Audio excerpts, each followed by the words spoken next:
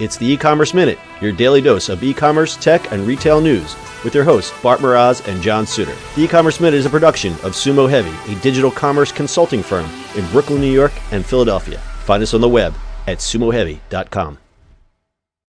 Retail transformation is very much underway as traditional retailers close stores and file for bankruptcy at rates not seen since the Great Recession. In fact, over 6,700 stores have shuttered in 2017 alone. Big retail can no longer dominate in today's digital environment without reevaluating their strategy. How can retailers reinvent themselves to be successful in today's market? What do the new rules of retail mean for 2018? Download Sumo Heavy's newest white paper to learn the best practices and principles. The free white paper can be downloaded at newrulesofretail.info. That's newrulesofretail.info. It's E-Commerce Minute for January 16th, 2018. In today's episode, Kohl's taps grocers to fill store space. Retail chain Kohl's is looking to partner with convenience stores or grocery chains to lease space within certain stores. The stores in question are roughly 300 locations that have been right-sized over the past several years, said CEO Kevin Mansell at ICR's conference last week. The right-sized locations are operationally smaller and more profitable stores located within the approximately 87,000 square foot boxes. The downsizing of the stores leaves additional empty square footage. A prime candidate for the extra space would be a grocer or other foot traffic generating retailer. If we had our preference, we are going first after well-capitalized companies and preferably ones that have high traffic in grocery and convenience, Mansell said. Kohl's has already created a list of preferred vendors but won't say if Whole Foods is on the list. Kohl's already partners with Amazon, selling Amazon products and accepting its returns. The appeal for potential partners is big parking lots and their own foot traffic. The combo would also be able to compete with Walmart and Target, who already have employed similar strategies. Yes. Of course it's going to be Amazon. I mean, come on.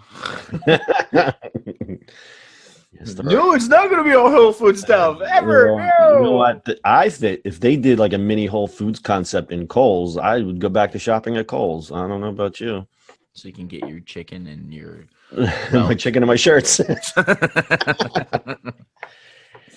My problem with Kohl's is everything's on sale. It's on sale because it was already priced too high. That's my beef with Kohl's. But well, that's like the JCPenney, right? It's the same thing. Mm-hmm. They're all having that problem. That old school version of that is a problem. Kohl's, I guess Kohl's and JCPenney, I guess, is in the same boat type of thing. Yeah, at least Kohl's, every Kohl's looks the same. They have these giant stores, and I think what they're doing is it makes complete sense, and they're kind of seeing the writing on the wall and saying, you know what, let's make the store 3/4 big, take that extra footage that we're already paying rent on and make money on someone else. Yep. And then what happens is you got someone who's just coming for the restaurant or the grocery or whatever, and they're going to, it's going to be a crossover. I think everybody wins if they pick the right partner, because when you look at where Kohl's is not set out by itself. It's usually usually an anchor of a mall. So the mall would win, everybody would win in this case. Yeah. All that stuff is changing so much. Who knows how it's going to shake out? But I would never something like if you could do like the little startup here in New York called Bulletin, when they're like renting this space out, like sort of like that, right? So you just kind of divide it up and then do it.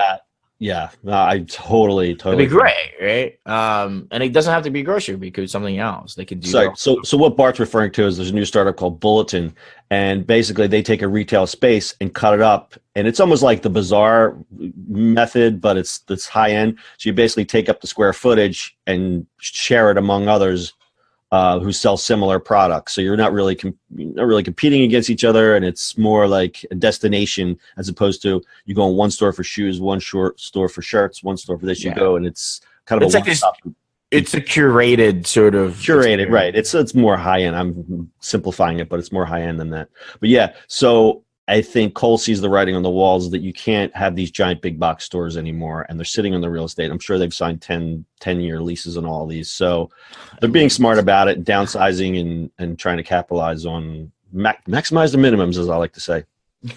Exactly. All right. Anything to add? Nope. All right. That's your E-Commerce Minute for today. We'll see you on the internet tomorrow. That's it for today's show. If you like the show, do us a favor and subscribe or leave us a review on iTunes. And don't forget, you can now listen to the e-commerce minute on your Amazon device. Just add e-commerce minute to your flash briefing. And finally, if you have a comment or suggestion, or just want to say hi, find us on social media at Sumo Heavy.